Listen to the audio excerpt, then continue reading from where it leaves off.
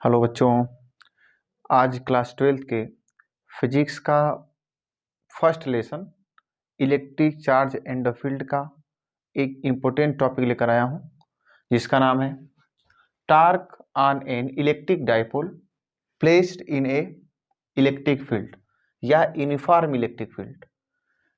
मतलब एक डाइपोल है, डाइपोल एक समान वैद्युत क्षेत्र में स्थित है, तो इस पर लगने वाले बल आघूर्ण की गणना करनी है। ठीक है, काफी महत्वपूर्ण प्रश्न है पहले लेसन का, तो इस पर हम लोग चर्चा करेंगे। ठीक है, चलिए हम इसको देखते हैं। देखिएगा बच्चों, हम एक इलेक्ट्रिक फील्ड लेते हैं, इलेक्ट्रिक फील्ड ई। ठीक है, और एक डाइपोल है हमारे पास, इलेक्ट्रिक डाइपोल।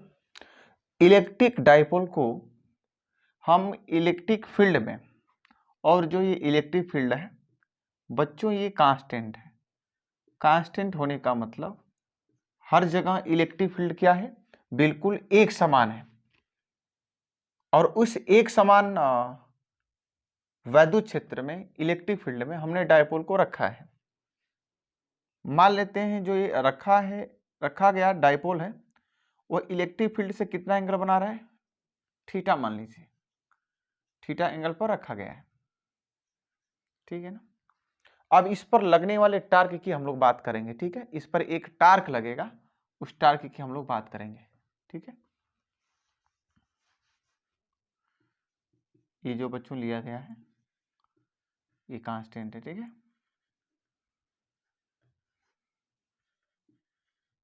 देखिए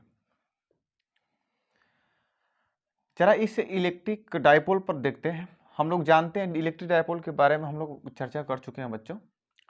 तो इलेक्ट्रिक डायपोल का इस सेंटर मान लेते हैं O है, और इसकी लेंथ L है, और ये लेंथ कितनी हो जाएगी, L हो जाएगी। ठीक है, दो चार्ज है इक्वल एंड अपोजिट। हम लोग जानते हैं कि अगर हमारे पास कोई बच्चों चार्ज पार्टिकल है, ठीक है, अगर हमारे पास कोई चार्ज पार्टिकल है, कोई भी चार्ज पार्टिकल हो, चाहे पॉजिटिव हो चाहे नेगेटिव हो, ठीक है ना, तो चार्ज पार्टिकल की वजह से अगर कोई इलेक्ट्रिक फील्ड में चार्ज है, कोई चार्ज है, चाहे पॉजिटिव हो चाहे नेगेटिव हो, अगर वो इलेक्ट्रिक फील्ड में है तो इलेक्ट्रिक फील्ड में रहने वाले चार्ज पर एक बल लगता है, एक फोर्स लगती है। और वो जो फोर्स होता है बच्चों, वो जो फोर्स होता है वह फोर्स होती है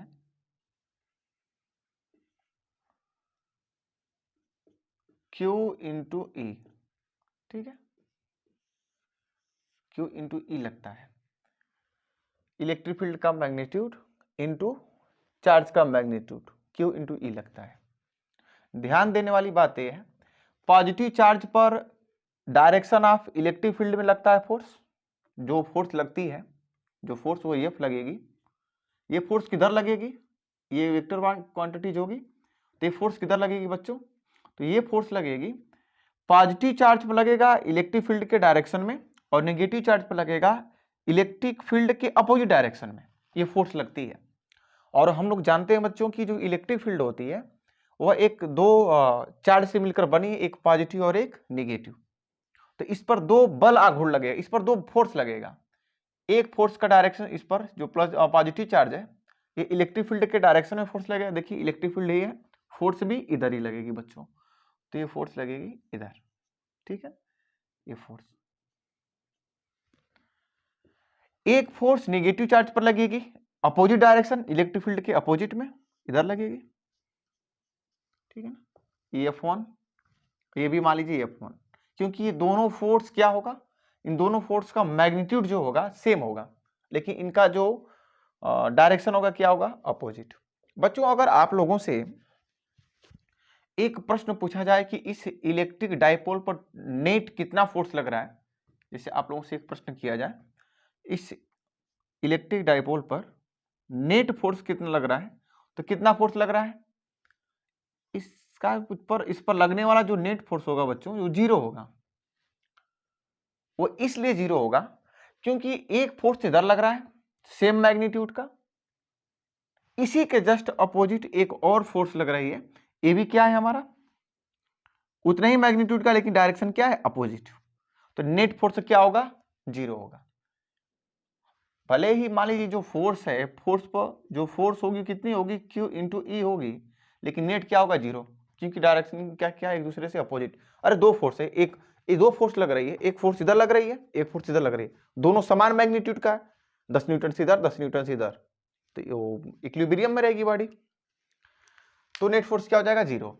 लेकिन ध्यान देने वाली बात है, नेट फोर्स जीरो होते हुए भी जो इस पर जो टार्क लगेगा, टार्क का बच्चों सिंबल होता है tau, is not equal to zero होगा, ये जीरो नहीं होगा। क्यों नहीं जीरो होगा, क्योंकि इनका जो लाइन ऑफ एक्शन है बच्चों, लाइन ऑफ एक्शन है, ये क्या है इस सेम नहीं है। देखिए लाइन ऑफ एक्शन क्या है, सेम नहीं है,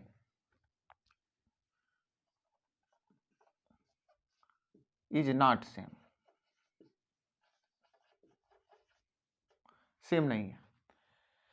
ये लगने वाली जो फोर्स है इसका लाइन ऑफ एक्शन क्या है, जो इस पर फोर्स लगेगी इसका लाइन ऑफ एक्शन क्या है, ये रहा, और इस पर लगने वाली जो फोर्स है इसका लाइन ऑफ एक्शन क्या होगा, ये होगा।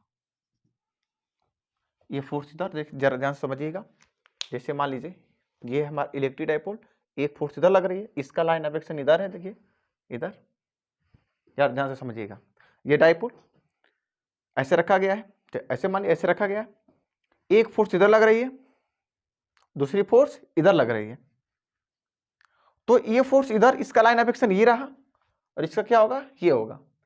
तो जब दोनों फोर्स भले ही समान मैग्नीट्यूड के हैं, लेकिन ये जब ये दोनों फोर्स लगेंगी तो लाइन ऑफ एक्शन अलग होने की वजह से इस पर एक बल आघूर्ण लगेगा, थोड़े समय के लिए क्या करेगी, यह रोटेट करेगी, ऐसे ऐसे मान लीजिए दोनों फोर्स रोटेट करेगी, ठीक है, ये टार्क लगेगा। तो ये जो रोटेट कर रही है बच्चों, देखिए ये जो रोटेट कर रही है किधर रोटेट करेगी, इधर, क्योंकि दोनों फोर्स जो है कि एक इधर लाइन ऑफ एक्शन अलग अलग, तो ये इधर इलेक्ट्रिक डाइपोल घूम जाएगा इधर करके, और ये किधर घूमेगी इधर।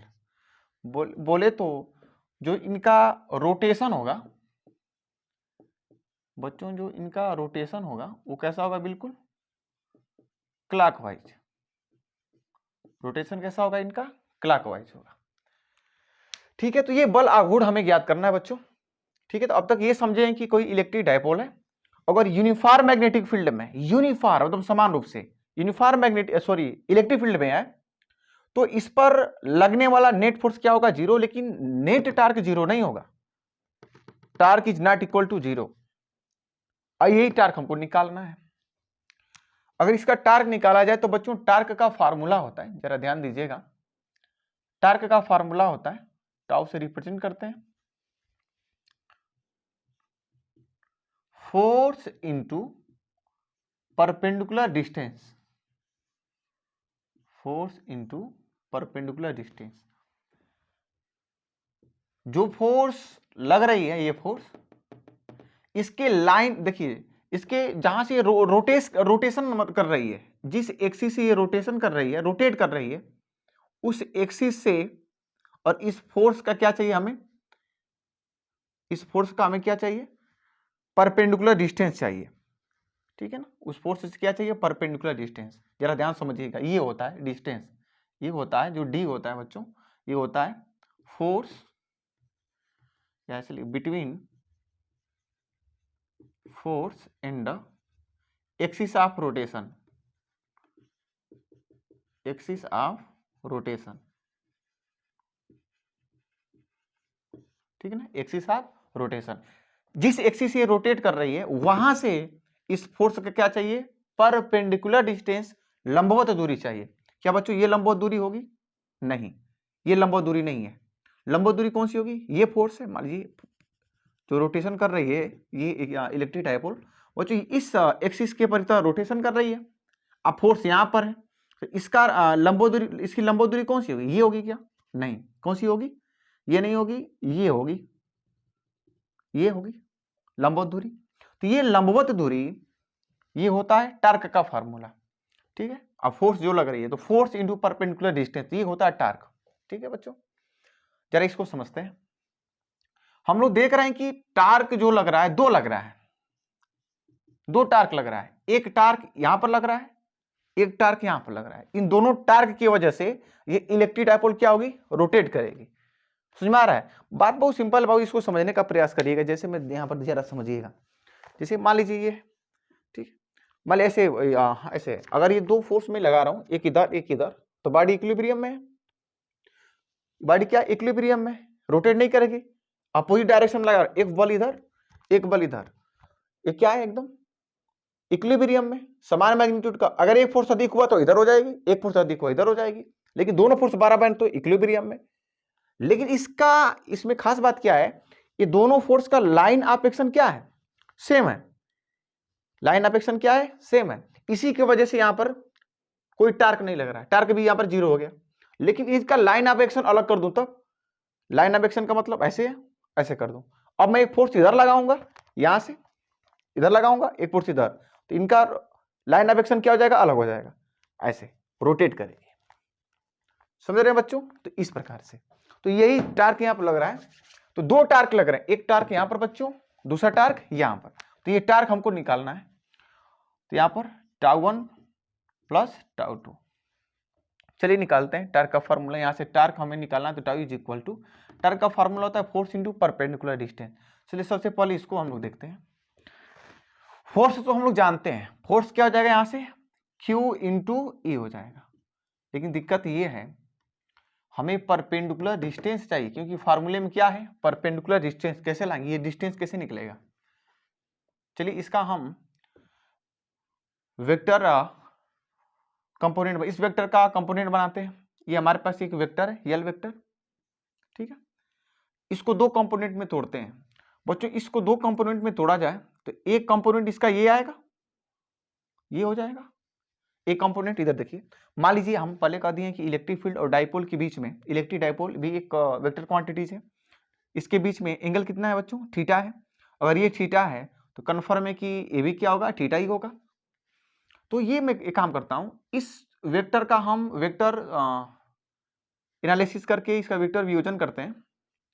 तो इस वेक्टर को तोड़ेंगे। अरे बच्चों बहुत आसान है इसको तोड़ना, सदिश 11 में पढ़े थे हम लोग। कोई वेक्टर है बच्चों ऐसे, मान ली एक्सिस से अपने कितना एंगल बना रहे, थीटा। इसका सदिश वियोजन करना है, इसका कंपोनेंट बनाना है। तो एक इसका ऐसे आता था और एक इसका ऐसे आएगा। इसका क्या, मान लीजिए ए है, तो इसका नाम क्या हो जाता था, ए कास थीटा, और ये क्या हो जाएगा, ए साइन थीटा। ठीक है, इस तरह से वियोजन करते हैं। समझ में आया बच्चों? तो वही काम करना है हमको, इस वेक्टर को तोड़ना है। तो एक वेक्टर इसका ये बनेगा, ये यल है, तो यल साइन थीटा ये हो जाएगा, और ये क्या हो जाएगा, यल कास थीटा। ये यल कास थीटा, यल साइन थीटा, तो ये भी यल साइन थीटा हो जाएगा। और यही डिस्टेंस हमको चाहिए था, यल साइन थीटा वाला, ये वाला डिस्टेंस। तो ये क्या आ गया, यल साइन थीटा। रख लीजिए, कितना हो जाएगा, यल साइन थीटा प्लस। अब τ2 पर आते हैं। τ2 पर फोर्स उतना ही लग रहा है, फोर्स उतना ही लग रहा है, Q इंटू ई बच्चों लग रहा है। इसका परपेंडिकुलर डिस्टेंस निकलना पड़ेगा। तो बच्चों फोर्स इधर लग रहा है ना, ये फोर्स रही, फोर्स का डायरेक्शन ये रहा। जरा देखिएगा, फोर्स का डायरेक्शन ये रहा, और रोटेशन करने का जो एक्सिस है यहां पर है, तो लंबो दूरी कौन सी होगी, यही होगी, परपेंडिकुलर डिस्टेंस यही होगा। ये कैसे निकलेगा, उसी तरह वेक्टर वियोजन करेंगे, ठीक है, ऐसे करके। अगर इसका वेक्टर वियोजन बच्चों करते हैं तो कितना हो जाएगा, इसका वेक्टर वियोजन करने के बाद जरा ध्यान से देखिएगा, ये क्या हो जाएगा, परपेंडिकुलर डिस्टेंस चाहिए, तो ये यल वेक्टर हो गया, तो ये हो जाएगा, इधर का एक तोड़ेंगे, एक वेक्टर इधर हो जाएगा, एक वेक्टर इसका इधर हो जाएगा, तो इसको बोलेंगे यल साइन थीटा, इसे क्या बोलेंगे, यल कास थीटा। अगर ये बच्चों यल साइन थीटा, ये वाला अगर यल साइन थीटा इधर आएगा तो इसके सामने वाला भी क्या होगा, यल साइन थीटा ही होगा, यल साइन थीटा। ये हो जाएगा यल कास थीटा। तो हमें यल कास थीटा से कोई लेना देना नहीं है, क्योंकि इसकी नीड ही नहीं है, आवश्यकता ही नहीं है। हमें परपेंडिकुलर डिस्टेंस चाहिए, यहाँ पर भी चाहिए था, ये भी यल साइन थीटा आया, ये भी यल साइन थीटा, तो सेम आया है यल साइन थीटा। बच्चों यहाँ से लिख सकते हैं टाउ इज इक्वल टू क्या हो जाएगा, यहाँ से 2 इंटू क्यू ई यल साइन थीटा। ठीक है, यहां से हम लोग इसको इलेक्ट्रिक डायपोल के रूप में बना लेते हैं, क्योंकि इलेक्ट्रिक डायपोल का हम लोग फार्मूला जानते हैं, electric dipole is equal to होता है Q इंटू 2L, ठीक है ना, ये पढ़े थे हम लोग Q इंटू 2L। तो हम इसको इलेक्ट्रिक डायपोल के टर्म में लिखना चाहेंगे बच्चों, तो यहाँ से हमको दिखाई दे रहा है Q, 2 भी दिखाई दे रहा है, L भी दिखाई दे रहा है, इनकी जगह क्या लिख सकते हैं, इनकी जगह लिख सकते हैं टाउ इज इक्वल टू हो जाएगा आपका P हो जाएगा, यहाँ पर हो जाएगा E, क्या बचा साइन थीटा, हो गया बच्चों। हम लोग जानते हैं किसी राशि के साथ साइन थीटा जुड़ा हुआ है, साइन थीटा जुड़ा हुआ है तो ये आपका टार्क हो गया, ठीक है। अगर साइन थीटा जुड़ा हुआ है तो इसे हम ये भी लिख सकते हैं, tau is equal to P cross E, dot product cross product पढ़े थे हम लोग वेक्टर एनालिसिस में, ठीक है। तो टार्क हो जाएगा tau is equal to P cross E, क्योंकि हम लोग जानते हैं अगर दो राशियां जैसे मान लीजिए A B साइन थीटा है ना, तो इसको ऐसे लिख सकते हैं बाबू, A क्रॉस B लिख सकते हैं, ठीक है ना, ये लिखा जा सकता है। उसी के सिद्धांत पर हमने क्या कर दिया, रख दिया। थीटा किसके किसके बीच का एंगल याद देख लीजिए, तो यहाँ पर थीटा किसके किसके बीच का एंगल, देखिए थीटा इलेक्ट्रिक फील्ड और ये रहा इलेक्ट्रिक डायपोल मोमेंट, ये इलेक्ट्रिक डायपोल है तो इलेक्ट्रिक डायपोल मोमेंट का डायरेक्शन ये है, ये इलेक्ट्रिक डायपोल मोमेंट का डायरेक्शन है। तो इलेक्ट्रिक डायपोल मोमेंट और इलेक्ट्रिक फील्ड के बीच का क्या बच्चों, एंगल है। तो यहाँ आप लिख सकते हैं एंगल बिटवीन, एक बार चेक करता हूँ नीचे दिखाई दे रहा है, हो हाँ दिखाई दे रहा है, ठीक है, angle between electric dipole moment मतलब P एंड E, इसके बीच का क्या है, ये एंगल है। तो ये रहा हमारा टार्क। ये देखिए बोर्ड के दृष्टि से इंपॉर्टेंट है, क्योंकि बोर्ड में ये पूछता है कि वैद्युत द्विध्रुव से आप क्या समझते हैं, तो वहां परिभाषा देनी पड़ती है जो कि बता चुके हैं। और ये पूछता है कि किसी वैद्युत द्विध्रुव को एक समान चुंबकीय क्षेत्र में एक समान वैद्युत क्षेत्र में रखने पर जो टार्क लगता है, जो बल आघूर्ण लगता है, उसका व्यंजक प्राप्त कीजिए। बड़ा फेवरेट क्वेश्चन है बोर्ड का, लेकिन छोटा सा है लेकिन इंपॉर्टेंट है। तो ये होता है tau is equal to P cross E या tau is equal to PE sine theta. ठीक है बच्चों, इस वीडियो में बस इतना ही, धन्यवाद।